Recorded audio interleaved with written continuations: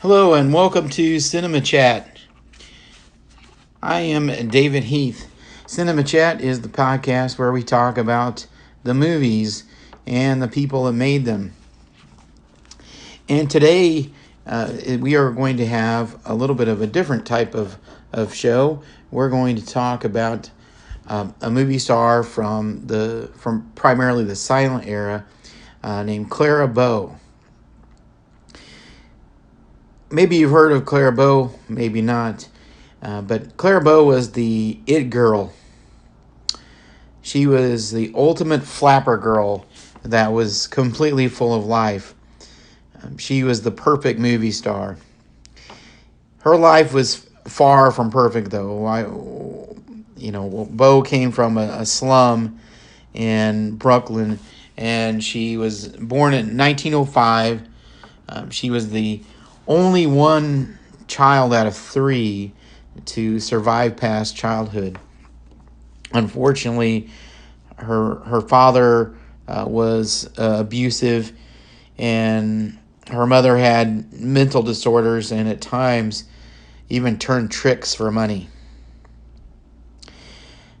Clara Bow's family lived in a very poor apartment building with no heat, and Clara suffered from insomnia her entire life, and mix in a little depression and schizophrenia. Clara Bow got noticed at 16 years old, though, when she was in an acting contest for Brewster's Publication magazine. Clara Bow was encouraged by her father, but discouraged by her mother. Clara Bow dropped out of high school and decided to enter the motion picture industry, and it turned out to pay off for her really well. She received a role very early on. She was only 16, and she was in a movie that was she got a tomboy. She was offered a tomboy role. And into a movie called Down to the Sea and Ships.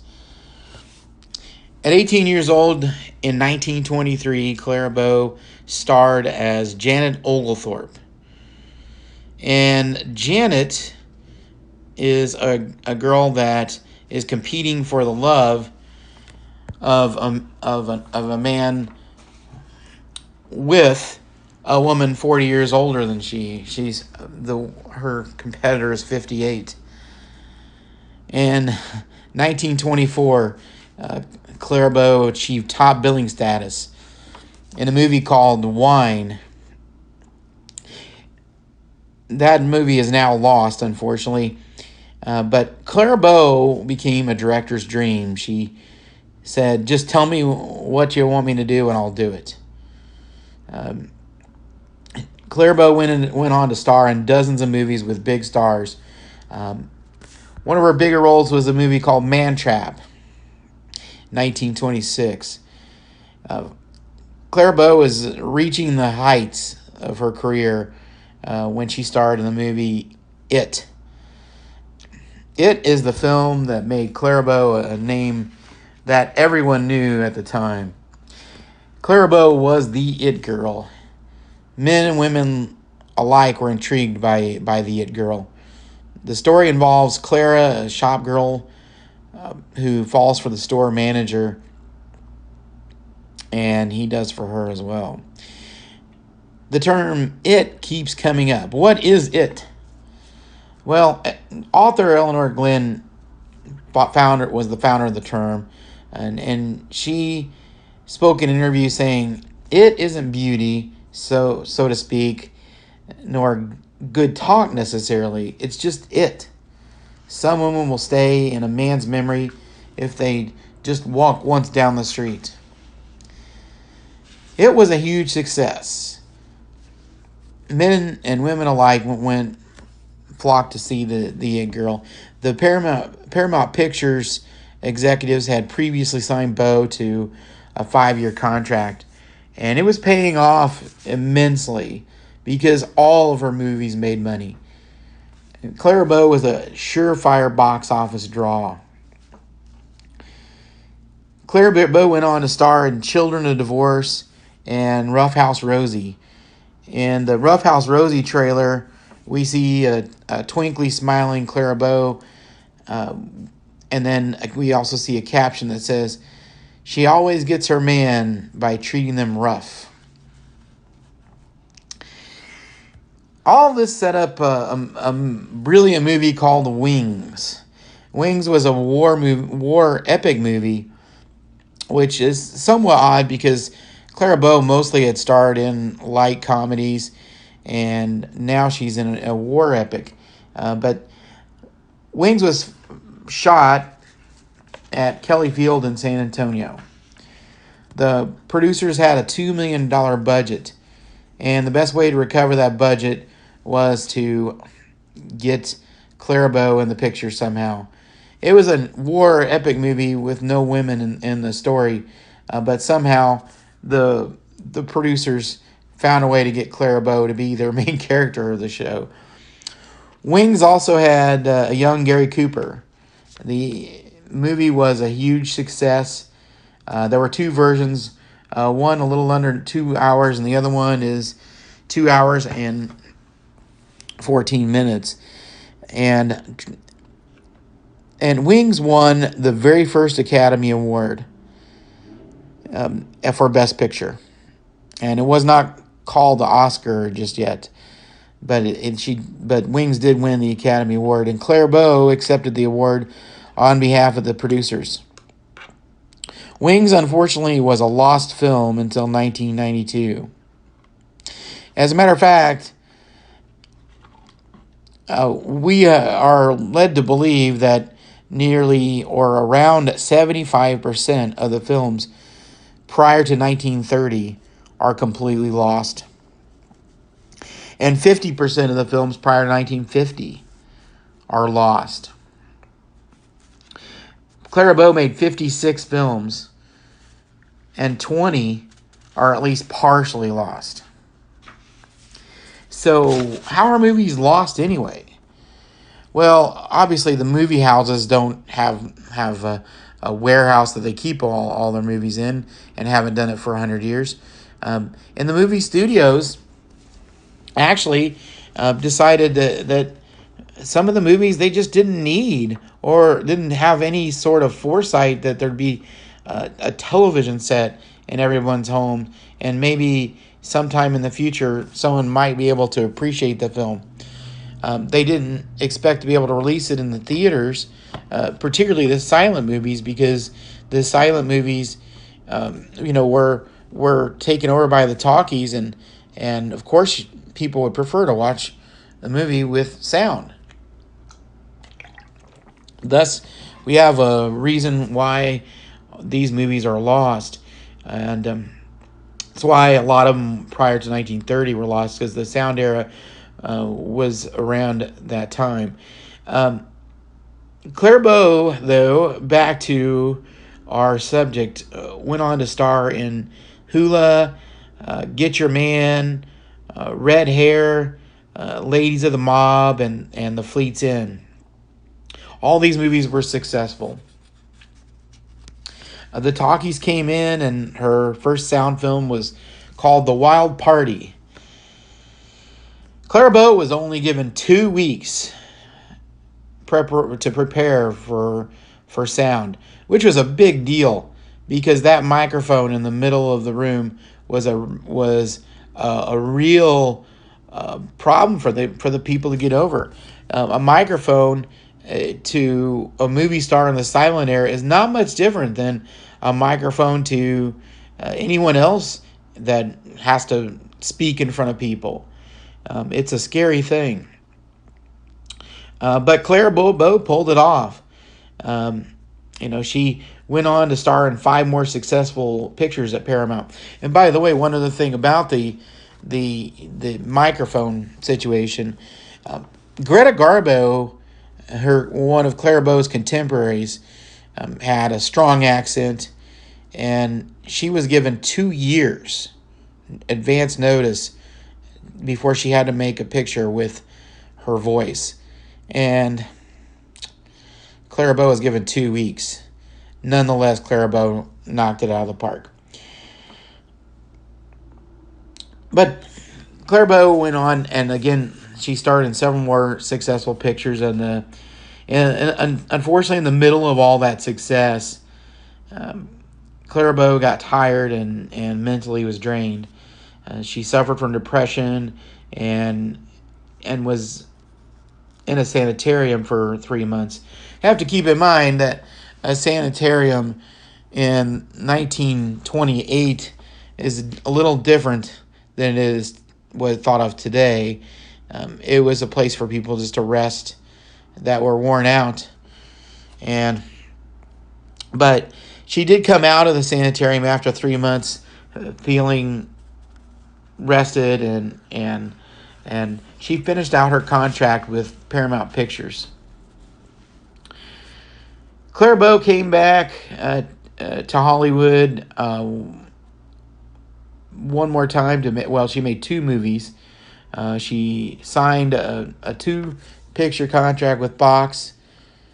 MGM tried to sway her to make to sign another large movie contract, and just wasn't in the cards for Clara Bow. She wanted to make 2 more pictures, and she made 2 movies called Call Her Savage and Hoopla. Although they were moderately successful, the movies were not nearly as successful as the Paramount ones. Clara Bow left Hollywood again, and we never saw on the big screen again. She did marry actor Rex Bell, and it was perfect for a while. The problem is Rex Bell didn't like Hollywood, but the problem is that that Rex Bell wanted to get into politics, and for a person like Clara Bow who wanted to stay away from the public spotlight, this terrified her, and she ended up separating with Rex Bell in 1950, and they never were divorced, but they never lived together again.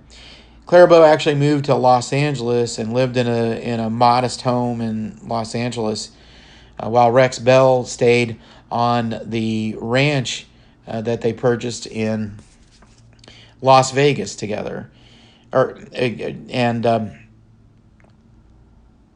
Anyway, she moved back, and she lived very quietly and modestly. And then eventually in 1959, Rex Bell passed away, and that was the last time that we saw Clara Bow, and it was actually the only time we saw Clara Bow in public. That it seems to be the only picture we have in public of Clara Bow is mourning at her husband's funeral.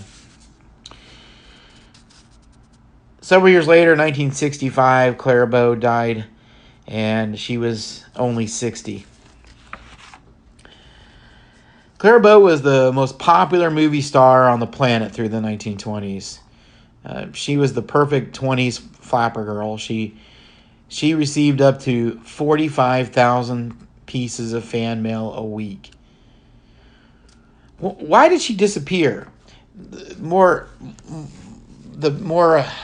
appropriate question be why don't some of the people listening to this podcast, why didn't they even hear her name before they listened to this podcast?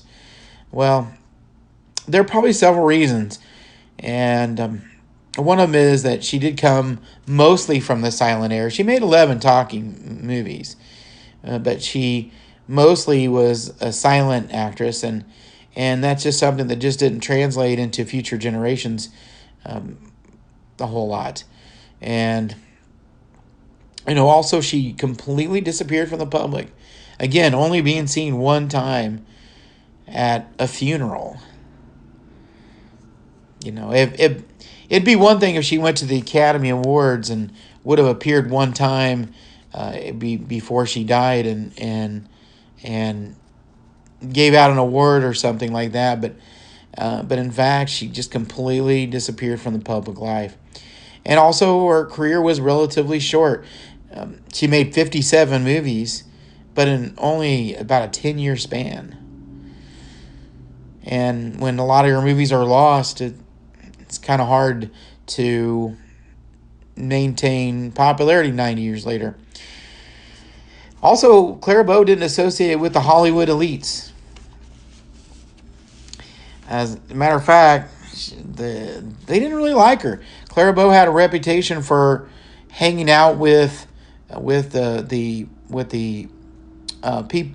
people on the set that were the workers, and she didn't really particularly care for the Hollywood elite.